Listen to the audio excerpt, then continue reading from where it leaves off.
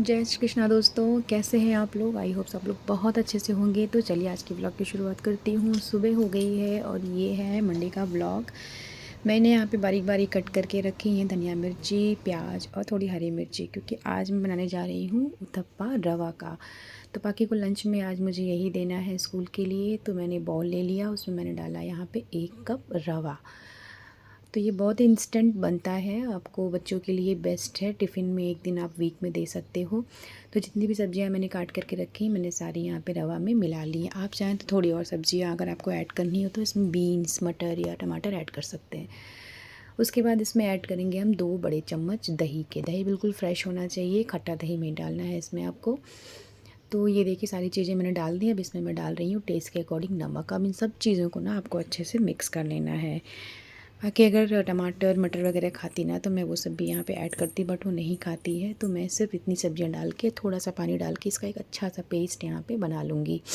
तो अच्छे से मिक्स करना है इसको और एक अच्छा सा घोल रेडी कर लेना है, जिससे कि उत्तपा हमारा अच्छे से बन जाए तवे पे। तो देखिए फ्रेंड्स, घोल यहाँ पे जो है उत्तपा का रेडी हो गया है। तो चलिए अब इसको बनाते हैं। इधर पाकी भी उठ गई है, वो ब्रश कर रही है। वो नहा वहा के फिर यूनिफॉर्म पहन के तैयार हो जाएगी। तब तक मैं उसका यहाँ पर टिफ़िन रेडी कर दूँगी। तवा मैंने गैस पे रख दिया है, अच्छे से हीट कर लिया है। अब उसके बाद हम इसमें डालेंगे थोड़ी सी ऑयल की ड्रॉप्स और उसके बाद उसको फैला करके तवे को अच्छे से हीट करने के बाद हम इसमें एक एक करके उत्तपा का घोल डालेंगे और एक एक उत्तपा बना के निकालेंगे। देखिए इस तरीके से आपको फैलाना है। वैसे ये चीज़ तो सबको ही आती है, जैसे चीला वगैरह हम बनाते हैं उसी तरीके से इसका घोल भी तवे पे डालना होता है और फैलाना होता है।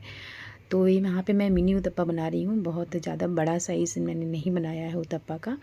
तो इस तरीके से फैला करके इसको बना लेना है। और ये बहुत ही अच्छे से, चूँकि ये रवा का बना हुआ है तो तवे पे चिपकता नहीं है। और थोड़ा सा ही आप साइड साइड से घी डालोगे तो थोड़ी देर में कुक होके ही अच्छे से तवे को छोड़ देता है।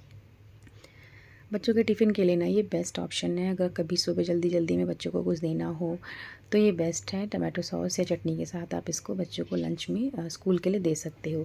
बहुत ही टेस्टी होता है और हेल्दी भी होता है बच्चों के लिए।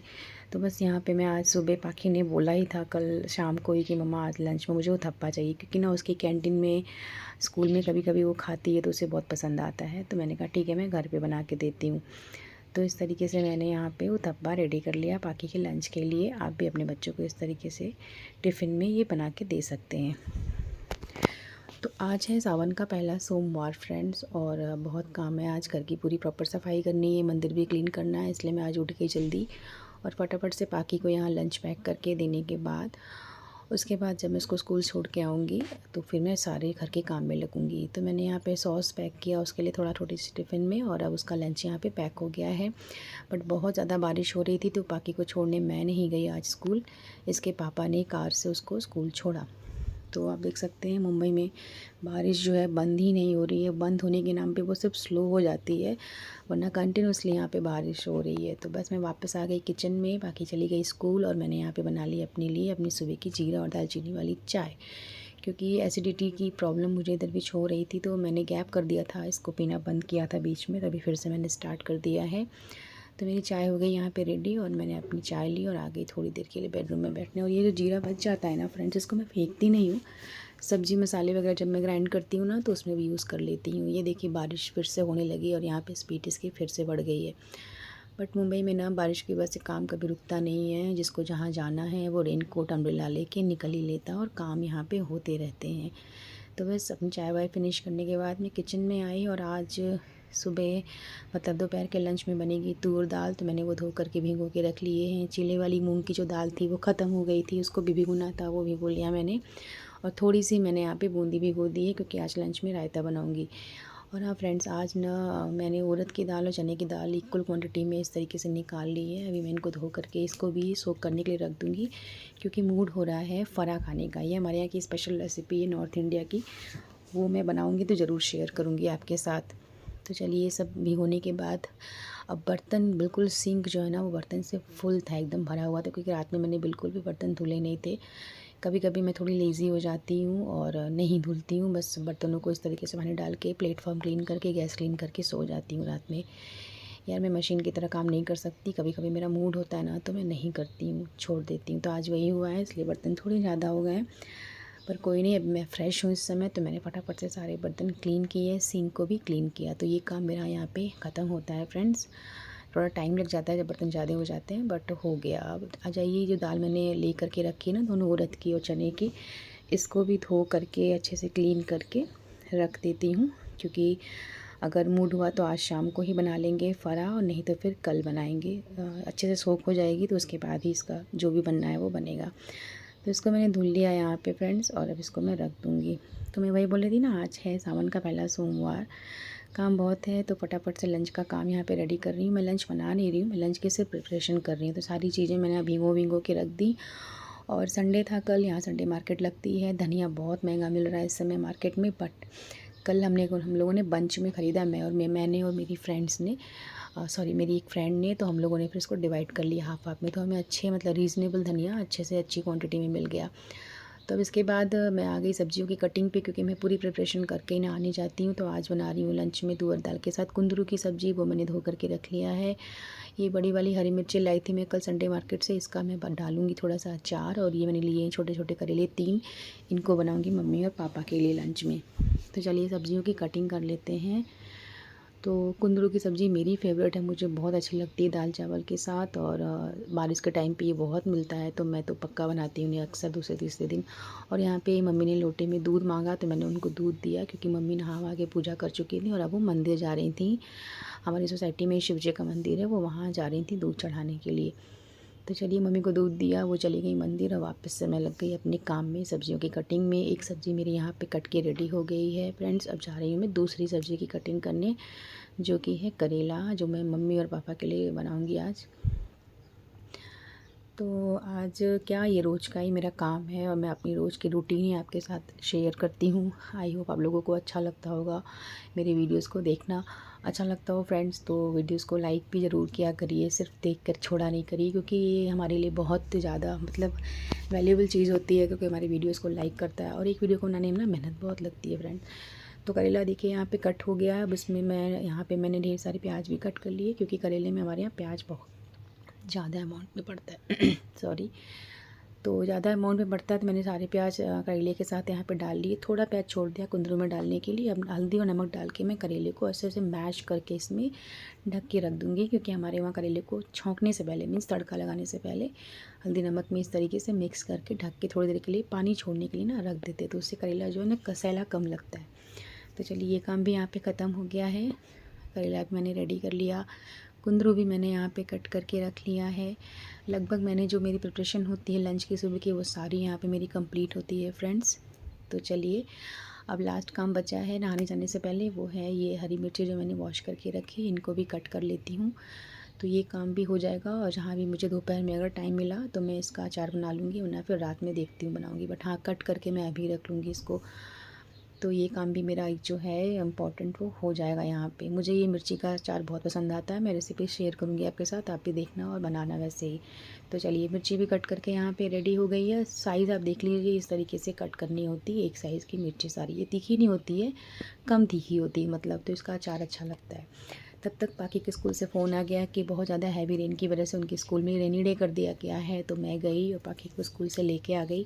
अभी आई थिंक 9:30 ही बज रहे थे, और पाकी की छुट्टी हो गई जल्दी। पर वो ऊपर आने का नाम ही नहीं ले रही थी, सोसाइटी में बारिश में भीग रही थी, डांटा मैंने। तो फिर वापस हम लिफ्ट की तरफ आए, और अब हम आने आ रहे हैं अपने घर के अंदर।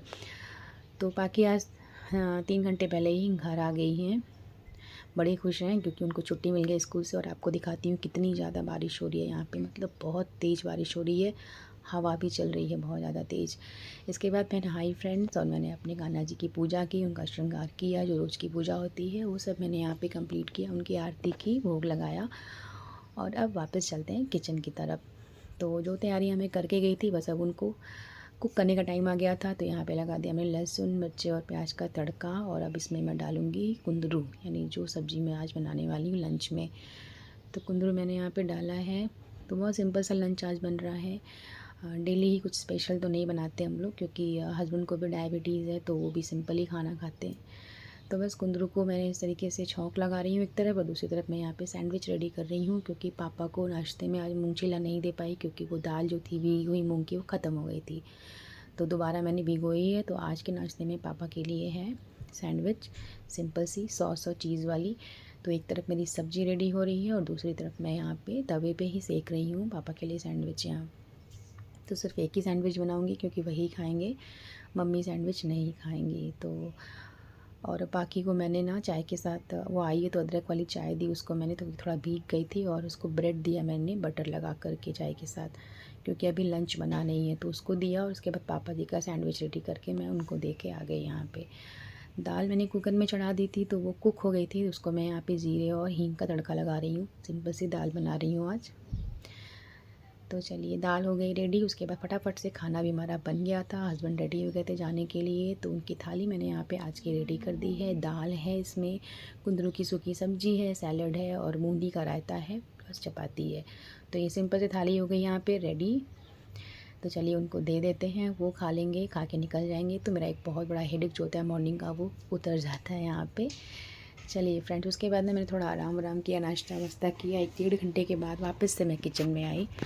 और आज थोड़ा मूड है कि थोड़े ड्राई फ्रूट्स और तिल के ना मैं गुड़ वाले लड्डू बनाऊँ। तो मैंने यहाँ पे लिया है तिल, थोड़े से ड्राई फ्रूट्स लिए हैं मैंने। तिल का ये पैकेट काफ़ी दिन से मेरे पास पड़ा था, और ये गुड़ भी मेरे पास पड़ा हुआ था। यहाँ पे ना गुड़ इस तरीके से मिलते हैं, ये डेट्स के गुड़ होते हैं आई थिंक। टेस्ट तो बिल्कुल वैसे ही होता है जो गन्ने के गुड़ होते हैं, पर ऐसे ही मिलते हैं। तो अब ये सारे ड्राई फ्रूट्स जो है ना, मैं इनको इस तरीके से थोड़ा मीडियम फ्लेम पे अच्छे से रोस्ट कर लूँगी बिल्कुल, ताकि ये थोड़े क्रिस्पी कड़े कड़े से हो जाएं। उसके बाद मैं इनका एक फ़ाइन, जिसको बोलते हैं ना, पाउडर बना लूँगी मिक्सर ग्राइंडर में पीस करके। तो पहले इनको भून लें तो अच्छे से ये रेडी हो जाएंगे। तो ये हो गए हैं लगभग रेडी। तो पहले इनको ठंडा होने के लिए रख देती हूँ। अब यहाँ ना एक काम और आज निकल आया था, और वो था कि मलाई बहुत इकट्ठा हो गई थी। डब्बा मेरा पूरा भर गया था, जो मैं 1 हफ्ते के लिए मलाई निकालती हूँ, हर वीक मैं मलाई से घी निकालती हूँ। तो वो डब्बा फिल हो गया, मतलब अच्छे से कम्प्लीटली भर गया था। तो बस अब उसका भी टाइम आ गया था, तो मैं यहाँ पे वही मलाई से मैं बटर निकालने की जो प्रोसेस है वो कर रही हूँ। आज मैंने हैंड विस्कर यूज़ किया है, बीटर नहीं निकाला, थोड़ा टाइम भले लग गया, बट अच्छे से मक्खन यहाँ पे निकल गया है मलाई से। तो बस वही जो आप सब लोग करते हो वही प्रोसेस है, ठंडा पानी डालना है और फिर मक्खन को इसमें से अलग कर लेना है। तो थोड़ी देर में जो है वो मक्खन बिल्कुल अलग हो जाता है। मैंने मक्खन सारा यहाँ पे निकाल लिया है। और ये जो दूध बचता है ना नीचे पानी डालने के बाद, इसको मैं फेंकती नहीं, इसमें दही डाल के जमा लूँगी, तो एक अच्छी सी छाछ रेडी हो जाती है घर में। ठीक है फ्रेंड्स, तो इधर इतनी देर में मेरा जो ड्राई फ्रूट्स थे सारे वो ठंडे हो गए थे। तो चलिए इनको बाहर निकाल लेते हैं और अब आगे की प्रोसेस शुरू करते हैं लड्डू बनाने की। गैस को मैंने ऑन किया और एक तरफ मैंने कढ़ाई रख दी घी वाली, ताकि मलाई से जो घी है वो निकलने का काम होता रहे। और दूसरी तरफ देखिए यहाँ पे थोड़ी देर में ना घी जो बटर है वो मेल्ट होने लगा है। तो जितनी देर में मेरा घी रेडी होगा ना उतनी देर में मेरा लड्डू भी बन जाएगा। अब उसी कढ़ाई में जिसमें मैंने ड्राई फ्रूट्स सारे रोस्ट किए थे, तिल डाल के मैं अच्छे से गर्म कर लूँगी। तिल को बिल्कुल भूनना नहीं है यहाँ पे, आपको सिर्फ हल्का सा इसको गर्म कर लेना है थोड़ी देर, ठीक है। तो तिल मैंने यहाँ पे अच्छे से चला के इसको गर्म कर लिया, थोड़ा सा हीट कर लिया है। अब आपको क्या करना है, ये जो देखिए यहाँ मलाई भी मेरी ना हो रही है साथ के साथ। तो एक साथ मैं 2 काम कर रही हूँ, एक तरफ मेरा तिल मैं भून रही हूँ और दूसरी तरफ गैस में मेरी जो है मलाई से घी भी निकलने का काम हो रहा है। तो बस चलिए अब सारे ड्राई फ्रूट्स को मिक्सर ग्राइंडर में डाल लेते हैं और इनका एक पाउडर बना लेते हैं। तो ये देखिए पाउडर यहाँ पे रेडी हो गया है। आप चाहें तो इसको और बारीक कर सकते हैं, लेकिन मुझे थोड़ा सा नट्स जब मुंह में आते हैं ना खाने में तो अच्छा लगता है। तो घी यहाँ पे हो गया है लगभग रेडी हमारा, देखिए अच्छे से घी निकल गया है। और अब मैं जा रही हूँ कढ़ाई में गुड़ मेल्ट करने। तो आपको सारा गुड़ इस तरीके से, मेरे पास तो वो वाला गुड़ नहीं जो इस तरीके से नॉट बन के छोटे छोटे उसमें टुकड़ों में आता है ना, तो ये गुड़ है। तो इसको अच्छे से मैं चाकू से कट कर लूँगी सारा गुड़, और उसके बाद इसको मेल्ट करेंगे। जब गुड़ अच्छे से मेल्ट हो जाएगा ना तब इसमें सारे ड्राई फ्रूट्स और तिल डालेंगे। बट ये जो प्रोसेस था ना ये बड़ा टाइम टेकिंग था, क्योंकि चाकू से कट कर के गुड़ को डालने में मुझे बहुत टाइम लग रहा था और ताकत भी बहुत लग रही थी। आप मेरी बॉडी लैंग्वेज से देख सकते हैं कि मुझे कितनी ताकत लग रही थी। तो बस सारा गुड़ मैंने कढ़ाई में यहाँ पे डाल दिया है और अब इसको मेल्ट कर लेंगे। थोड़ी देर में गुड़ जो है वो मेल्ट होने लगता है फ्रेंड, ज़्यादा टाइम नहीं लगता है। बस ये है कि इसको चलाते रहना होता है, वरना वो लग जाता है, मीन्स जलने वाली प्रोसेस स्टार्ट हो जाती है। तो गुड़ यहाँ मेल्ट हो गया, मैंने उसमें सारे ड्राई फ्रूट्स डाल दिए जो मैंने मिक्सर में पीस के रखे थे। और थोड़ी देर इसको मिक्स करना है यहाँ पे ड्राई फ्रूट्स को। और उसके बाद जब ये मिक्स हो जाए ना ड्राई फ्रूट सारे आपके गुड़ में, तो बस अब इसमें हम क्या ऐड करेंगे, वही जो हमने तिल भुन करके रखा है। तो बस अब ये जो तिल है हमने इसमें डाल दिया। तिल मैंने हाफ़ डाला, भुना मैंने सारा था बट हाफ़ ही डाला है यहाँ पे। अब गरम गरम ही इसको नीचे उतार लेंगे और हल्का सा ही ठंडा होगा, पूरा ठंडा नहीं करना है इसे हमें। और हल्के गरम में ही इस तरीके से इसको दबा दबा के इसकी छोटी छोटी सी लोइयाँ ऐसे लड्डू बना के रख लेने हैं। तो मैंने बनाना स्टार्ट किया, फिर मुझे लगा कहीं ये ठंडा ना हो जाए, जम ना जाए, तो फिर मैंने 2 ही लड्डू बनाए। फिर मैंने मम्मी को बोला मम्मी आप भी बनवा दो तो फटाफट हो जाएगा। तो मम्मी ने बोला कि नहीं आप मतलब तुम दूसरा काम कर लो, मैं ही बना देती हूँ फटाफट। तो मम्मी पूरा लेके बैठ गई आगे हॉल में और उन्होंने जल्दी जल्दी से, क्योंकि इन लोगों को सच में बहुत एक्सपीरियंस होता है इन सब चीज़ों का। गर्म था वो काफ़ी, बट मम्मी ने फटाफट से सारे लड्डू ऐसे बना बना के रख दिए।